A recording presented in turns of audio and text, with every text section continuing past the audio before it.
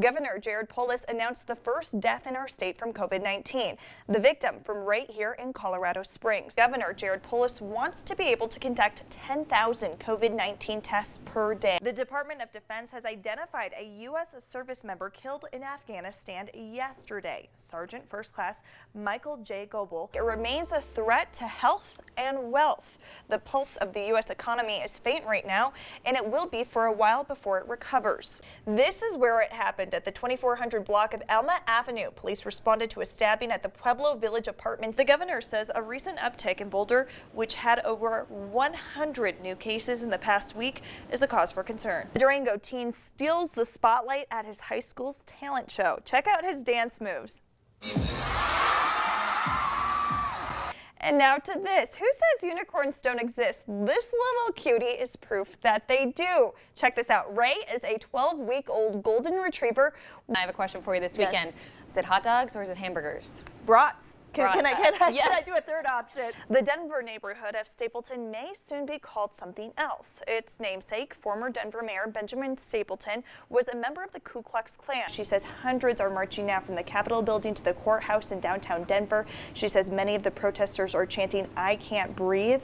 Now, what we do know so far, 3 officers were injured yesterday during the protests, and 13 people were arrested. They were arrested for charges ranging from criminal mischief to burglary to assault. Now, Denver Mayor Michael Hancock said the city is ready to support peaceful demonstrations, but will not tolerate violence and damage to property. Time now 6:58, and for the past few hours, we've been tracking this crash on I-25 southbound in Pueblo near Abriendo. The exact exit's El Dorado, and we can see from this live camera here, we have a crew on the scene. A car's off the interstate. You're watching KRDO News Channel 13, where the news comes first. Your news starts right now. Good morning, Colorado. It's 8 o'clock on your Sunday, July 5th. I'm Hanna Knutson. New overnight out of South Carolina. The search is on for a shooter after gunfire erupts at a nightclub in Greenville, killing 2 people and wounding 8 others. It happened just before 2 in the morning during an apparent disturbance at the Lavish. Deputies arriving on scene immediately called for backup after hearing gunfire inside. Authorities located nearly a dozen gunshot victims. They were all rushed to the hospital, and so far 2 people have died. No word yet on the condition of the other victims. Southern Coloradans still celebrating America's birthday with a bang this weekend, just in different ways amid COVID-19. And KRDO News Channel 13's Julia Donovan joined in on the fun, all while social distancing. And a reminder to stay safe as you continue to celebrate this weekend. The Colorado Springs Fire Department responded to 2 fires within 24 hours of each other, both started by fireworks. Keep in mind, fireworks are illegal in Colorado Springs and El Paso County. Crews say a shed was destroyed Friday night by a fire started by fireworks. The overhead power lines were also damaged as a result of heat from the fire.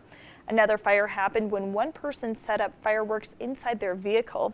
In the last month, the El Paso County Sheriff's Office says they have had 250 complaints about illegal fireworks, which is around double the amount of calls they got last year.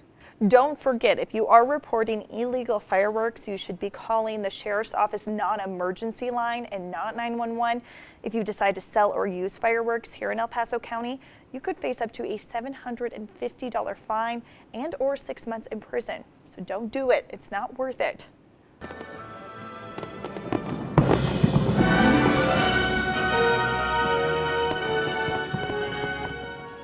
And across the country, cities small and large celebrated this 4th of July. You're looking at how the Big Apple rang in America's birthday. The nation's capital also put on quite the show, with fireworks lighting up the night sky around the Washington Monument and National Mall. A spectacular sight. I fell asleep before fireworks last night, so I get to enjoy it this morning. Here's a live look now in Fairacita and Huerfano County from our Viera wireless camera. A sunny start to your Sunday morning. To continuing coverage now on the call for justice for Elijah McClain. Up in Denver, protesters gathering for a second night in a row. The demonstrations come after the release of selfies showing police officers appearing to reenact the type of chokehold used on McClain during a takedown last August, where he died 3 days later. Here's ABC's Stephanie Ramos. Protesters in Baltimore celebrating as they topple a statue of Christopher Columbus and threw it into the harbor. The statue breaking into several pieces as it crashes to the ground.